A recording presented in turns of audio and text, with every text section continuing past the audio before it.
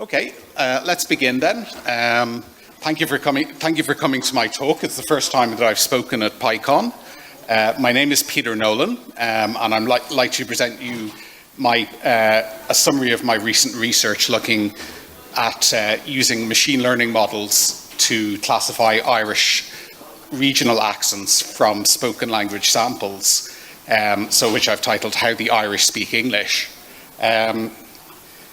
Just as an initial test, you can see me, you can hear me. Where do you think I'm from? What can you tell about me by the way I speak? Irish. Yeah. And where do you think in Ireland? No, not Dublin. And my accent's been kind of washed a lot because I've lived abroad a great deal, but I'm from South County Dublin, which is kind of its own distinctive accent a lot of the time, as I'll kind of discuss. My background basically is nothing to do with linguistics at all. My initial education basically is in economics and finance, and that was back in the days when there was, before Python even existed, or before there was any kind of libraries really in any language to do machine learning or to do data analysis. But that was at the point, as an undergraduate, I basically had to build my own neural network in C, which was a painful process. That was a long time ago. There was a limited amount of literature even available on the subject, and I had to even apply to the college authorities even to get internet access for sites outside the college. That's how long ago that was. But that was an educational process. It didn't turn out to be very practical, though. I found the results weren't significant in economic terms. And when I basically went into the banking industry then, the trading house that I went to work for my first job, they had tried to hire the entire artificial intelligence department of Imperial College London to work for them. But less than 9 months later, the resulting neural network, they shut it down. So that was, I think, part of the kind of AI winter of the 90s. Now, more recently, I've come back to AI. I am, it's something which has remained a long-standing interest of mine. And to do that, the Python ecosystem has been absolutely invaluable for that. The community, the tools which are available, the data sets, and having a body of research which usually uses the same Python tools and libraries like some of the ones I discuss later, that has been absolutely invaluable. So I'd encourage everybody to get involved in the Python community and the Python ecosystem and help everybody else to do and to share their research. The identification, I use this kind of tag for my amateur data analysis efforts because I'm not a data scientist, I'm more kind of a data beaker. So because the results of my experiments don't always turn out all that well. But to very quickly summarize the effects of my talk, if you want to listen to this and nothing else, that will be fine. But what really interests me is I'm looking to see what sounds can we detect in the way that Irish people speak English, or in Irish English, as the linguists would say, and what does this tell us about our social identities? So what I do first is look at the data sets available from existing research, open source, academic data sets, and select the best ones which may be available for a piece of machine learning analysis, which is from a publication called the Sound Atlas of Irish English, which has been used extensively by linguists, but never before for any computational data analysis, as I have done. What I do then is, I do a very standard machine learning project then, just use 4 very common models, logistic regression, random forests, MLP and CNN neural networks to classify simply between the 2 biggest accent groups for which the data is available, so between Dublin and Belfast. I get good results on that, so this means that what I want to do in future is to go out and build a much larger data set using a crowdsourced open source and private data gathering tool. So I'd encourage everybody to help me and to contribute any ideas or any data or any influence that you can on behalf of that. So Just to begin, I will give a quick definition of what an accent itself is. So in very simple terms, a dictionary definition would be that it's a way of pronunciation which is distinctive to a particular group. So it could be a professional group, it could be more commonly like kind of a geographic area such as a country or a county. But researchers find that you can drill right down to very narrow groups, even down to individual streets or individual extended family groups. There'll still be commonalities that other people don't have.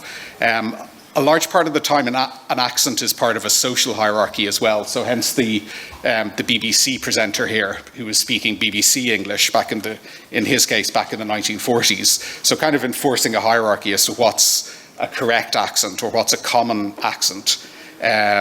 Not that everybody uses it or everybody speaks it, but this is held up as the ideal, and you won't often in media hear anything outside one of these kind of more high status accents. What I'm looking to do then is really, to put it in modelling terms, is to find common characteristics from the speech samples. So I'm not looking to do speaker identification. That's a related but a separate problem. I'm not looking to I'm not looking to basically benchmark human performance so far. That's something I'm looking to do in the future. So there isn't, unfortunately, a benchmark for that. But really what I'm looking for out of the speech samples is to see whether there's common behaviours, something which is generalisable from one group of speakers to another who share a demographic characteristic or share a geographic location. So really, I think the reasons for looking at this are kind of twofold. In an engineering sense, an accent is data. If you've worked with speech processing, or if you've used lifts or other kind of speech processing tools, you'll notice that some accents work better with them than others. And in particular, within kind of Britain and Ireland, the one which seems to suffer the most problems is the Northern Irish accents, kind of the Scots Ulster accent, which is the basis of the common accent of Belfast. That shows usually the worst performance in terms of speech recognition and kind of the speech generation. Then again on commercial and on open source systems. But also another reason for looking at this is that our accents are very much our identities as well. We see that in situations in society, in conflict in particular. There's a lot of situations, Northern Ireland included, where when communities divide by some characteristics such as religion, the accents often evolve separately, just as people's social network kind of concentrates down to their subgroup. So really, it's a question. It's an important part, I think, of understanding who we are in Ireland, to look at how we speak, how we choose to speak, what kind of accents are acceptable to us in broadcasting, in everyday life, in situations such as work and in education. So it's very much an important part of understanding our society and how it's changing.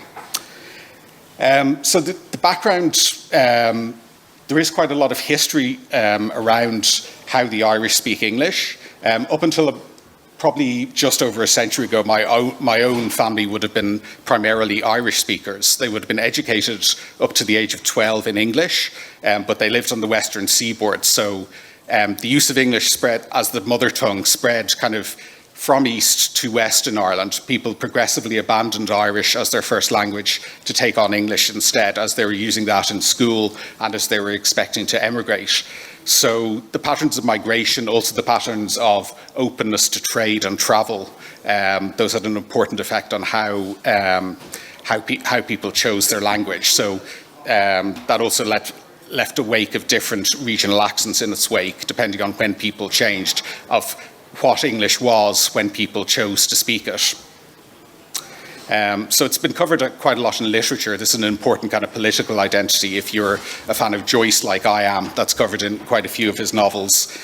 More comically, this is a presentation by the Irish actor and comedian Niall Tobin, who goes through the main 10 or so main accents in in Ireland, to kind of great comic effect. That's available for you.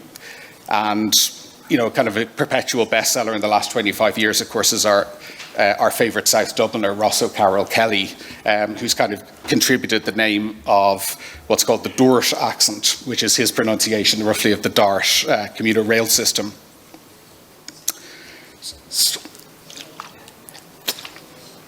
So to formalise then kind of a research question, what I'm looking to do is to say, how can we classify these regional accents based on their sound and demographic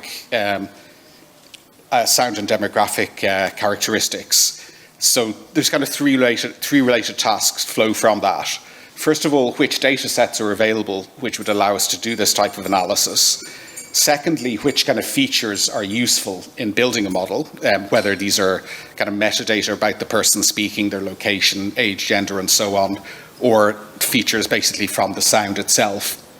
And thirdly, which kind of model will be useful in performing a classification. I'll just leave this. The slides are online on the GitHub, which are on the first page, which I'll give at the end. But there's a history of machine learning for speech processing is covered in two particular textbooks. The Geron textbook covers a lot of the models for sound processing from their earliest evolution, and there's a textbook by two Stanford professors, Jurafsky and Martin, who cover speech processing in detail. So if you're more interested in the topic, I'd recommend you look at those. So then, in terms of selecting the data which we can use, these are some of the candidates that I looked for, which are commonly used in research literature on speech processing for all kinds of tasks, including accent recognition. So the Speech Accent Archive is maintained at George Mason University. So it's big and it's useful, and there's a lot of research done on it. The problem with it is there's only 17 Irish samples in it, and those are kind of split more or less evenly between north and south, but there's no real geographic continuity. Those go from locations all over the island, so it's kind of quite a scattershot, so it doesn't make it particularly useful. A better candidate is a data set maintained by the Oxford University Phonetics Lab, and that contains detailed sound files of scripted sentences read out by secondary school students, called the IVIE dataset. The problem there, though, is that there's only a limited number of speakers in each location, only 6. So if we were to do, an 80% training to test data set split for a machine learning model, the chances are you'd have 5 speakers to train on and then only 1 to test on, which I think wouldn't give you any kind of useful confidence. Then there's a newer and much larger and crowdsourced effort by Mozilla, the Common Voice data set. That is crowdsourced, that's gathered for dozens of languages, that has almost 1,000 users, even in the first data set from Ireland. But again, there's no regional geographic information there, although it does have age and gender. So that may be a candidate for future use, as I'll describe later. However, I think the best candidate by far is this work by Professor Raymond Hickey, who teaches at the University of Limerick and at Duisburg University, which is called the Sound Atlas of Irish English, which was published 20 years ago. He maintains a website, which the URL is there, and the book and the CD contain the sound files. I have not received permission to share those sound files with you, unfortunately, which is why I can't share my original data set in the GitHub for this analysis, but I can at least show you the static results from that. But I'd encourage you, please, have a look. If you're interested in the topic, have a look at the GitHub, have a look at Professor Hickey's work. He gathered his speech samples in public from all 32 counties, and recording the locations, recording a rough age, and recording a gender. And that was the fruit of almost 20 years of research of manual face-to-face interaction. There was no personal details or anything gathered at that time, so privacy is preserved that way. Even he doesn't know who he is speaking to, who he has gathered and stored the sample from. And there's a considerable amount of linguistic research has been done using this data set, but traditional manual research where the researcher will simply be listening to the data file and from that eliciting the features and carrying out any classification manually. So with no kind of data analysis, no kind of testing of any sort. So really, the tools I'm using, very standard kind of data analysis and machine learning tools in Python. The only thing which was new to me when I started this was using the Librosa library for speech processing. But again, that's very standard within the speech processing literature. That was extremely helpful to have. I did find the documentation kind of quite hard to understand. I'm coming without a background in digital signal processing or in oral analysis of any type. But that was kind of that was indispensable basically for the project. So again, I would urge you, get involved in the Python community, support people in learning and sharing their data, their models and the tools, and we can get a lot done that way. In terms of the data set then, we had from the two data sets then basically covering Dublin and Belfast, there was a lot more data. It was an imbalanced data set. There was a lot more speech samples came from Dublin than from Belfast, but there's still those I would consider a useful amount. The samples basically consisted of sound files. These were kind of quite imbalanced in terms of age. Most of the people Professor Hickey asked he estimated about 20 years of age. Geographically as well, there was quite a spread of locations at which he sought data, but then that geodata does not tie into any other kind of statistical measures, things like local government areas or statistical groupings in the north that you can tie back into census or other social data. So from the WAV files, which consist of the recordings of a set of scripted sentences, Professor Hickey recorded these sound files from 1,500 different speakers, of which I'm using about 230. This graph here shows the sound signal coming from 1 second from one of the Dublin files. In here, the user is literally saying they bought a kit to make beer, and I think they get to all but the last word of that. So you see basically the amplitude of the signal. You see how that becomes larger as you get explicit vocalization to form words. And attached to each of these recordings, there is a gender, there is a county, which is the target variable for our classification, and there is a location then. So say, for example, like in the case of this recording for Artane, close to Dublin City. So what's commonly done then in speech processing is rather than use the raw sound files, it's been most common to use a transformation called the MFCC to transform the signal in the top diagram into the spectrogram that we see here in the bottom. So I'll describe the spectrogram. The y-axis shows the frequency of the sound signal. So this is kind of a logarithmic scale because our hearing is more sensitive to quieter and lower frequency sounds. The time is tracked on the x-axis, and then the hue, the redder basically means the more powerful the signal is. So that means the greater the amplitude, amplitude squared is power, then the redder the signal, that means the more energy is in that part of the spectrum at that bucket of time. So the approach then that I was taking was basically to use the different features, so 3 different variations of the MFCC. So the raw MFCC, then the MFCC lagged 1 and 2 periods, which I've tagged as the MFCC delta and the MFCC delta 2.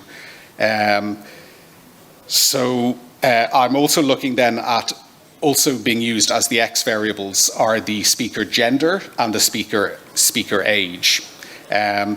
Each sample is split into 1 second intervals, and the MFCC calculated 20 values for buckets of 50 milliseconds for each of those. So I'll get usually about 100 observations out of each complete speech sample. Classification metrics, again, those are that are used, those are again very standard. It's simple binary classification. It's either 0 means the Dublin case, 1 means a Belfast case. This is the results of one of them. I presume most people know this or have dealt with this in classification models before. And this is one of the better performing models, which I'll describe just now. I did do a clustering analysis as well, look to see whether the MFCC, whether there's any kind of common characteristics then using k-means, using a k-means clustering, but there were no this shows the 3 different counties used, but there was no pattern that I could see or could detect in that analysis. Then also used as a classification metric was the ROC curve. So again, this is a measure of how accurate the classifications were from the model. So if the closer the curve hugs the y and the x-axis, so as the area under the curve approaches 1, that means there are more correct classifications. So we'd expect the model would be better there. So I'm also reporting the AUC. Oh, sorry, I'm going the wrong way again. So the first model I did was a very simple logistic regression. So we're estimating basically the possibility that a particular sample comes from one of the categories. I went through a process of using multiple sets of features and seeing which would provide the best estimates. MFCC by itself was good.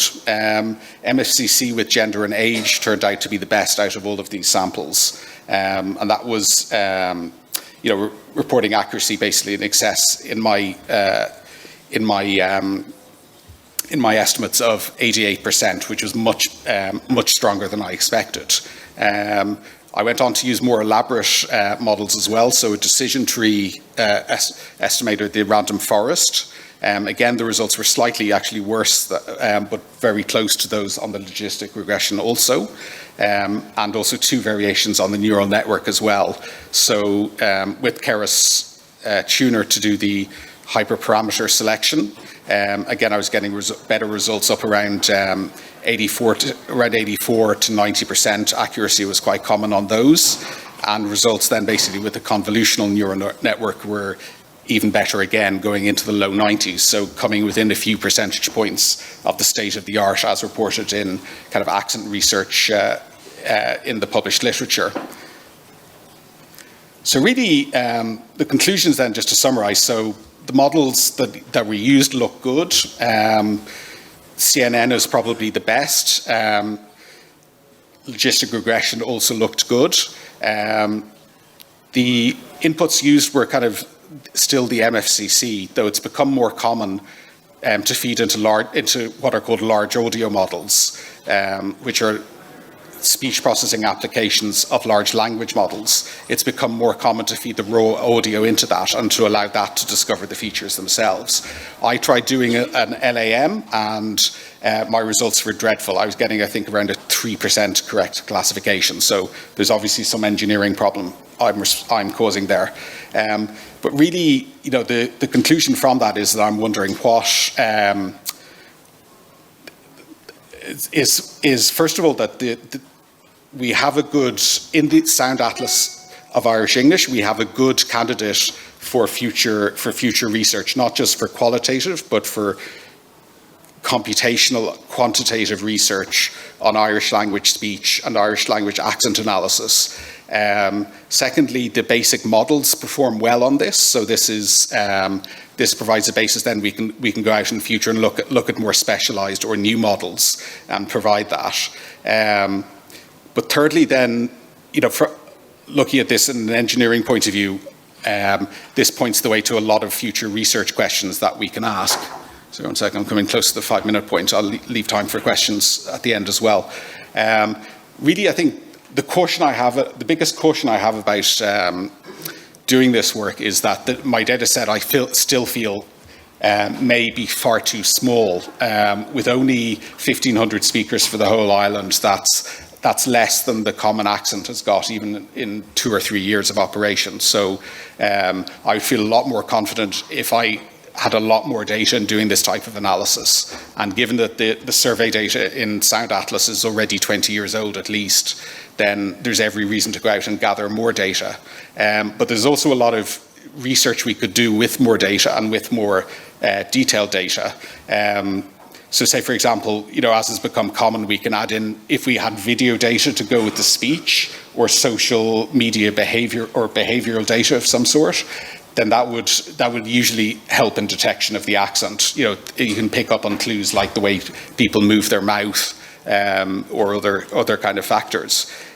We could look at much more detail. One test that I did, but which I wasn't confident in, was I was looking at the Derry City data, which is divided, I think, largely the city into two halves, a kind of a largely Catholic and a largely Protestant side. And based on those districts, I was able to get a classification from that. That was only in a very small number of samples, though less than 20. But with more data, I would be confident we would get a lot more detail and see how accents vary by the demographics and how those tie into social values.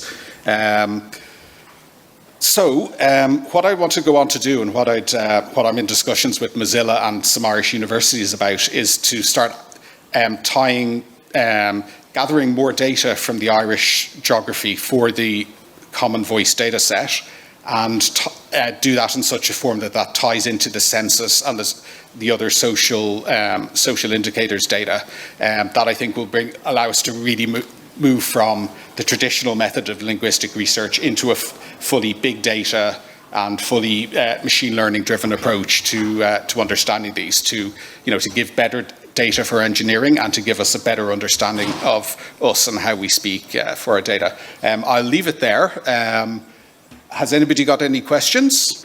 How do I plan taking into account immigrant accents? As you can see from the research, this has barely been studied. There are some more recent ones using just small samples which have been gathered, but I think with a large enough sample, you would gather a lot of accents, and those would map, for example, to speakers from different regions of India. Or speakers of, for example, Ukrainian.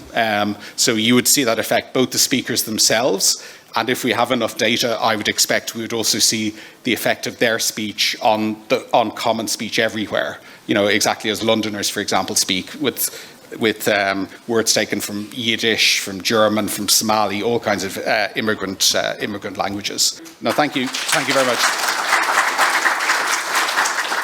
Thank you.